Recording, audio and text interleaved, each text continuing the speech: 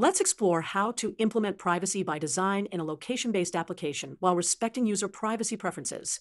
Imagine you're developing an application that needs location data to provide its services. For example, a food delivery app or a weather app. When users first install the app, they typically see a prompt asking for permission to access their location. Users then have two main choices: allow or deny location access.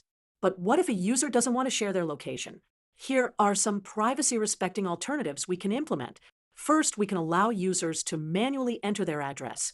This gives users complete control over what location information they share. Second, we can use approximate location instead of precise GPS coordinates. This means showing general areas like neighborhoods or cities rather than exact positions. It's crucial to be transparent about how location data will be used. Always provide clear privacy notices and let users know exactly what data you're collecting and why. Finally, make sure users can easily review and change their privacy settings at any time. This gives users ongoing control over their data. By implementing these privacy by design principles, we can create applications that respect user privacy while still providing valuable services.